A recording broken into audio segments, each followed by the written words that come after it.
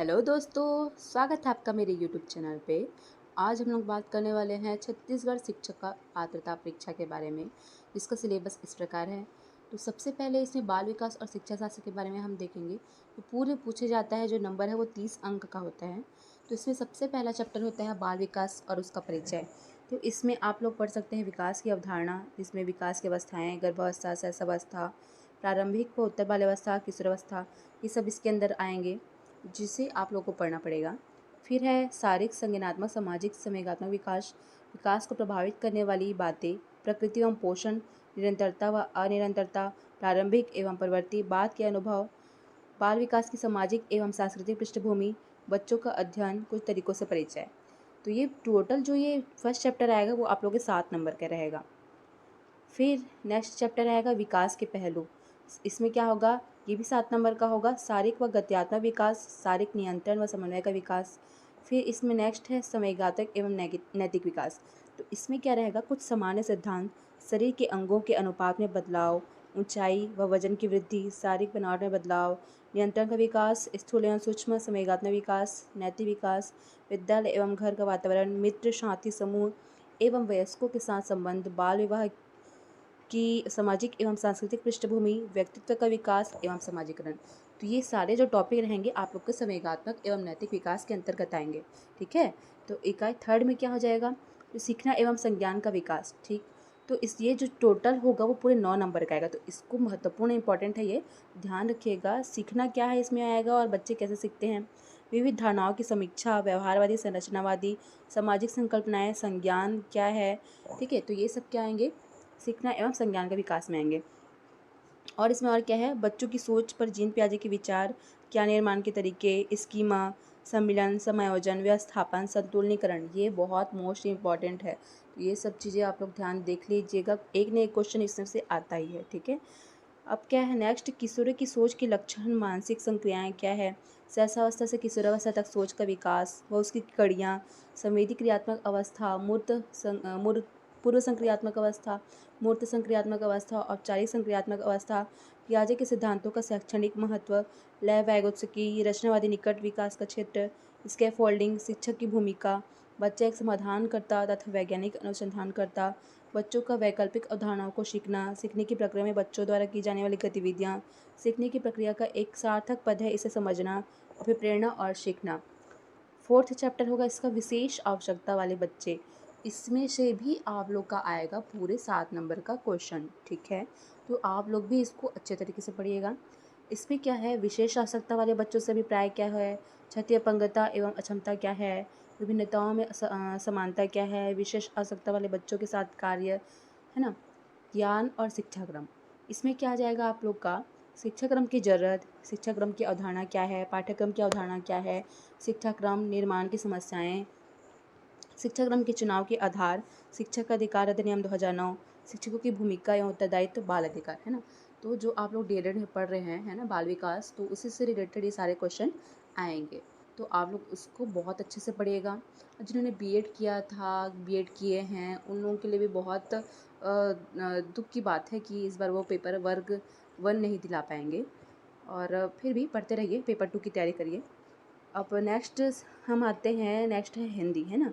तो हिंदी में, हिंदी क्या होता है, इसमें भी 30 पूरे 30 नंबर का क्वेश्चन आता है। तो इसमें क्या है, इकाई फर्स्ट क्या हो जाता है आप लोग का, वर्ण विचार। ठीक है। तो वर्ण विचार के अंतर्गत क्या आ जाएगा, अक्षर, स्वर, व्यंजन, अनुस्वार एवं अनुनासिक ध्वनियाँ, लिंग, वचन आदि, संधि एवं संधि विच्छेद, स्वर संधि, व्यंजन संधि, विसर्ग संधि, ये सब इसके अंतर्गत आ जाते हैं। ठीक। नेक्स्ट चैप्टर होता है इसका शब्द विचार, शब्द रूप और शब्द रचना, स्रोत के आधार पर शब्दों के वर्ग, तत्सम, तद्भव, देशज, विदेशी, अर्थ के आधार पर शब्द भेद, पर्यायवाची शब्द, विलोम शब्द, अनेकार्थी शब्द।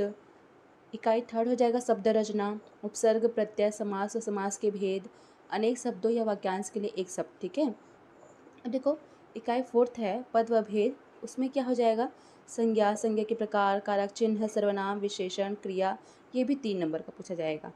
अब इकाई फिफ्थ है वाक्य परिचय, वाक्य के अंग, वाक्य के भेद, पदक्रम, ये टोटल आप लोग का पूछा जाएगा 3 नंबर का। ठीक। फिर इकाई 6 है रचना। अब रचना में क्या आ जाएगा, मुहावरे, लोकोक्तियाँ, अपठित गद्यांश, तो इसको भी आप लोग बहुत अच्छे तरीके से पढ़िएगा, ठीक है, जो आप लोग का 4 नंबर दिलाएगा। इकाई जो 7 हो जाएगा वो बच्चों की भाषाई विकास की प्रक्रिया। अब ये क्या आ जाएगा, चाइल्ड डेवलपमेंट वाला आ जाएगा पोर्शन, ठीक है। इसमें क्या होगा, बच्चे को किस तरीके से पढ़ाना है, ये सब ध्यान रखनी है। तो 15 क्वेश्चन तो इसी में से आ जाते हैं, तो उस क्वेश्चन की तैयारी भी आप लोग बहुत तगड़े तरीके से करिएगा। इसमें क्या आ जाएगा, भाषा विकास के चरण, बच्चे स्कूल आने से पहले क्या क्या सीख कर आते हैं, बच्चे भाषा कैसे सीखते हैं, स्कूल आने वाले बच्चों में भाषा सीखने की प्रक्रिया के गुण क्या है, बच्चों की भाषा सीखने की क्षमता क्या है, तो ये सभी चीज़ें आप लोग अच्छे से पढ़िएगा। फिर इकाई 8 में आ जाएगा बच्चों में भाषाई क्षमता एवं उनका विकास, पढ़ना क्या है, अर्थ निकालने की प्रक्रिया, भाषा अर्थ ग्रहण करना एवं अर्थ निर्माण, भाषा सुनना, बोलना, पढ़ना, लिखना और इसका अंतः संबंध, ठीक है, जो कि 3 नंबर का पूछा जाएगा। फिर इकाई 9 में क्या हो जाएगा, मूल्यांकन। अब देखो सब चीज़ पढ़ाएंगे तो इसका मूल्यांकन किस तरीके से किया जाएगा, तो इसको भी हम लोग अच्छे तरीके से पढ़ना हो, इसे भी हमें अच्छे तरीके से पढ़ेंगे।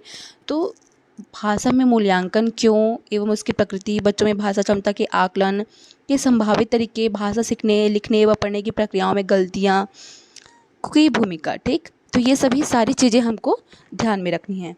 अब हम आ जाते हैं नेक्स्ट है हम लोग का इंग्लिश, ठीक है। तो इंग्लिश में हम लोग क्या करेंगे, इंग्लिश का देख लीजिए। सबसे पहला पार्ट क्या है, जो 30 नंबर का पूछा जाएगा, तो 15 नंबर का तो आप लोग का पूरा कॉम्प्रीहेंशन ही आ रहा है, तो कॉम्प्रीहेंशन को आप लोग बहुत अच्छे तरीके से पढ़िएगा। इसमें क्या है, कॉम्प्रीहेंशन 7 मार्क्स, ठीक है, जो आप लोग का किसी किसी क्या होता है कि किसी किसी क्लास का पूरा उठा करके पूछ लिया जाता है, अनसीन पैसेज पूछ लिया जाता है, ठीक है। ग्रामर वही है जो आप लोग शुरू से बचपन से पढ़ते आ रहे हैं, वही सब ग्रामर है। वोकेबलरी है, वोकेबलरी भी इसमें 4 नंबर का पूछा जाएगा। तो टोटली क्या होगा, इसमें पूरा जो आएगा कॉम्प्रिहेंशन, ग्रामर और वोकेबलरी, ये सारी चीज़ें आएंगी आप लोगों की पूरे 15 नंबर के, ठीक। नेक्स्ट है पेडोलॉजी ऑफ लैंग्वेज डेवलपमेंट, ठीक।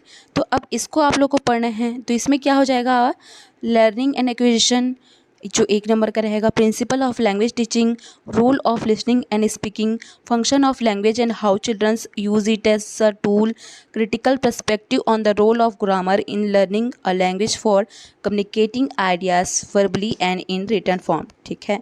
तो ये सब चीज़ें हम लोग को पढ़नी पड़ेगी, लेकिन देखो 1 नंबर का आ रहा है, लेकिन हमें पढ़ना तो पड़ेगा ही, ठीक है, तो इससे हम भाग नहीं सकते। तो अब क्या कर सकते हैं हम लोग, फिर है challenges of teaching language in a device, classroom language, difficulties, errors and disorders, जो कि 2 नंबर का रहेगा।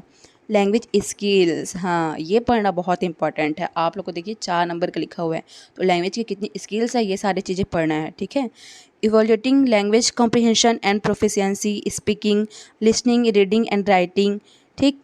फिर क्या दिया हुआ है आप लोग का, teaching learning materials, text book, multimedia materials, multilingual resource of the classroom, remedial teaching, तो ये भी आ जाएगा 1 नंबर का, ठीक। जितना हिंदी का सिलेबस है ना, उतना ही टोटल उसी तरीके से ही इंग्लिश का भी सिलेबस है, ठीक है। ग्रामर और जो आप लोग का बाल विकास से रिलेटेड जो क्वेश्चन आएंगे है ना, तो हिंदी का या आप लोग का इंग्लिश का, तो वो सारी चीज़ें सेम होती है, बस ट्रांसलेशन बस डिफरेंस हो जाता है, ठीक है। नेक्स्ट क्या आ जाता है आप लोग का है गणित, ठीक है। अब गणित में क्या क्या पढ़ना है हम लोगों को, देखिए ये भी पूरा पूछा जाएगा आप लोग का 30 नंबर का। अब सबसे पहला इसका यूनिट है गणित की प्रकृति। अब गणित की प्रकृति में हम लोग को क्या देखना पड़ेगा, इसमें गणितीय विचार किस तरह विकसित होते हैं, गणित का स्वरूप क्या है, गणितीय तरीके से सोचना, अमूर्तीकरण, विशिष्टीकरण और व्यापकीकरण। फिर नेक्स्ट चैप्टर आ जाएगा गणित सीखना, सिखाना व आकलन, सीखने का मॉडल बनाना, सीखना यानी रटना, बैंकिंग मॉडल, सीखना यानी प्रोग्रामिंग, सीखना यानी समझ का निर्माण, शिक्षण की प्रचलित प्रथाएं, कक्षा में रचनावाद, आकलन, अमूर्त सोच का विकास, अवधारणात्मक व प्रक्रियात्मक ज्ञान। तो ये सारी चीज़ें किस में आ जाएंगी, यूनिट 2 में। तो आप लोग को देखिए ये 7 नंबर का है, तो इसको भी अच्छे से तैयारी करना पड़ेगा। तो जो भी बाल विकास से रिलेटेड टॉपिक है, तो ये गणित में भी है, तो उसे भी आप लोग को अच्छे तरीके से पढ़ना है, जो कि 15 नंबर का पूछा जाएगा। अब नेक्स्ट आप लोग का चैप्टर आ जाता है चैप्टर 3, इसमें क्या क्या आ जाएगा, दशमलव प्रणाली है ना। तो दशमलव प्रणाली में मीट्रिक प्रणाली पढ़ना है, लंबाई, क्षेत्रफल, आयतन, द्रव्यमान, समय के माप। नेक्स्ट है संख्याएं, पूर्ण, सम, विषम, अभाज्य एवं विभाज्य संख्याएं, आरोही व अवरोही क्रम, स्थानीय मान, साधारण भिन्न एवं दशमलव भिन्न, भिन्नों की परस्पर तुलना, इसके नियम, दशमलव भिन्न को साधारण भिन्न में बदलना। फिर नेक्स्ट है संख्यात्मक व्यंजकों का समीकरण, व्यंजकों का सरलीकरण,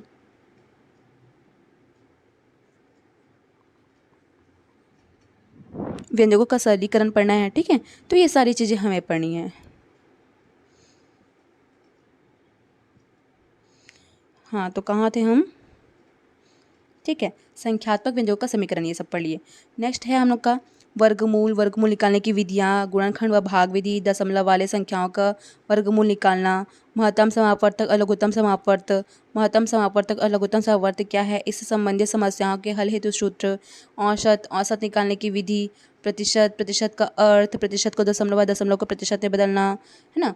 फिर 3.9 है साधारण ब्याज, साधारण ब्याज क्या है, इससे संबंधित प्रश्नों के सूत्र, लाभ तथा हानि, क्रय विक्रय मूल्य, लाभ हानि, इन्हें प्रतिशत व रुपयों में व्यक्त करना, अनुपात व समानुपात के नियम भी पढ़ने हैं, अनुपात समानुपात साधारण नियम, चाल समय दूरी, चाल समय दूरी निकालने का सूत्र भी पढ़ना है, एक एक नियम, समय, कार्य और मजदूरी, क्षेत्रफल तथा परिमाण, आयतन, ठोस की मापे, लंबाई, चौड़ाई व ऊंचाई, घन व घनाभ, आयतन, समय, ठीक है। तो ये सब हमें गणित को पढ़ना है। गणित में बहुत सारे टॉपिक्स हैं, तो इसको आप लोग को पढ़ते रहना बहुत ज़रूरी है, जितने हो सके क्वेश्चन लगाइए। फिर नेक्स्ट आप लोग का चैप्टर आ जाता है पर्यावरण, ठीक है। तो हम लोग पढ़ रहे थे अब पर्यावरण, है ना। तो पर्यावरण भी पूरा आप लोग का 30 नंबर का पूछता है। तो 30 नंबर के क्वेश्चन में हम लोग का सबसे पहला चैप्टर इसमें क्या हो जाएगा, स्वयं के पर्यावरण को समझना। अब स्वयं के पर्यावरण को समझना है तो इसमें हम लोग देखेंगे कि कौन कौन से इसमें टॉपिक हैं। तो अब इसमें देखिए पर्यावरण क्या है, पर्यावरण के घटक, सामाजिक, आर्थिक, प्राकृतिक, सांस्कृतिक पर्यावरण के घटकों की अंतःक्रियाएं, आज के संदर्भ में पर्यावरण के प्रमुख सारोकार, बच्चों के दृष्टिकोण से पर्यावरण की रोचकता, ठीक है। इस तरीके से हम लोग देखेंगे जो पूरे 3 नंबर का पूछेगा। अब इकाई 2 है जो पर्यावरण के बारे में बच्चों की समझ। अब देखो बच्चे की समझ, बच्चे का दृष्टिकोण 5 से 7 और 8 से 14 वर्ष के बच्चों की पर्यावरण के बारे में समझ क्या होती है, कैसे पता करें, बच्चा पर्यावरण के बारे में क्या क्या जानता है, बच्चे कैसे सीखते हैं, आवाज़ और अनुभव सीखने में समाज और वयस्क की भूमिका क्या हो सकती है। तो ये भी पर्यावरण के बारे में जो बच्चों की समझ होगी वो 4 नंबर का पूछेगा पूरा आप लोग का, ठीक। फिर यूनिट 3 क्या हो जाएगा, पर्यावरण अध्ययन क्यों पढ़ाए।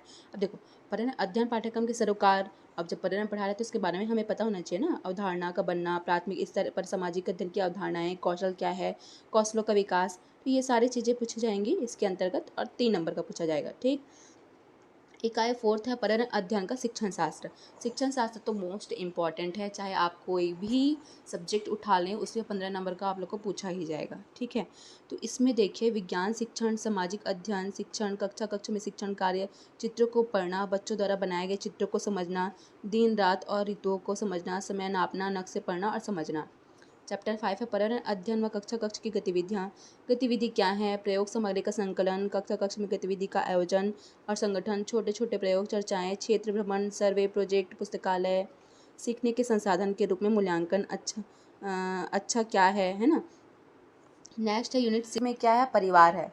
अब देखिए परिवार है तो अब इसमें क्या क्या आ जाएगा, आपसी संबंध, एकल या संयुक्त परिवार, सामाजिक बुराइयाँ, बाल विवाह, दहेज प्रथा, बाल श्रम, चोरी, दुर्व्यसन, नशाखोरी, धूम्रपान और इनके व्यक्तिगत, सामाजिक एवं आर्थिक दुष्परिणाम। तो ये टोटल पूरे 4 नंबर का आप लोग का पूछा जाएगा। इकाई 7 जो है वो आप लोग का हो जाएगा अपने शरीर की देखभाल, ठीक। तो इसमें हम जब शरीर की देखभाल है तो उसमें क्या क्या पूछा जा सकता है क्वेश्चन, अपने शरीर की देखभाल, शरीर के बाह्य अंग, उनकी साफ सफाई, शरीर के आंतरिक तंत्रों की सामान्य जानकारी, संतुलित भोजन की जानकारी और इसका महत्व, सामान्य रोग, आंत्रशोथ, अमीबियोसिस, मेटाहीमोग्लोबिन, एनीमिया, फ्लोरोसिस, मलेरिया, डेंगू, उनके कारण और बचाव के उपाय, टीकाकरण एवं पल्स पोलियो अभियान। तो ये सारी चीज़ें आप लोग को पढ़ना मोस्ट इम्पॉर्टेंट है क्योंकि ये पूछा ही जाता है, ठीक। अब देखिए नेक्स्ट चैप्टर है 8 है ना, पारिस्थितिक तंत्र। पाचन तंत्र की संरचना, जैविक व अजैविक घटक, खाद्य श्रृंखला व खाद्य जाल पदार्थों का चक्रण। तो ये सारी चीज़ें पारिस्थितिकी तंत्र के अंतर्गत आएंगी। तो कुल मिला के आप लोग के 5 सब्जेक्ट हैं। सीजीटेट निकालना बहुत ही डिफ़िकल्ट नहीं है। आप लोग तैयारी अच्छे से करेंगे तो फिर निकल जाएगा, ठीक है। तो 15-15 नंबर तो आपके शिक्षण शास्त्र से ही आते हैं हर सब्जेक्ट के, तो उसको अच्छे से तैयारी करिए और सब्जेक्ट एक आध अपना स्ट्रांग रखिए, तो आप लोग का सीजीटेट का पेपर आसानी से निकल जाएगा। और उम्मीद करती हूँ कि आप लोग अच्छे से पढ़ेंगे। और तो दोस्तों, इसी तरीके से और भी वीडियो देखने के लिए मेरे चैनल को सब्सक्राइब करें, शेयर करें और लाइक करें। और एजुकेशनल वीडियो आप लोग को इसी तरीके से मिलते रहेंगे, सिलेबस मिलते रहेगा। और आप लोग को मैं आप लोग बोलेंगे तो मैं हैंड राइटिंग नोट्स भी आप लोग को शेयर करूँगी। बाल विकास का हो, चाहे हिंदी का हो, चाहे इंग्लिश का हो, चाहे और ईवीएस का हो, सारे सब्जेक्ट के मैं एमसीक्यू भी दे दूँगी आप लोग को, है ना। तो आप लोग अच्छे से तैयारी करिए। एंड तब तक के लिए धन्यवाद।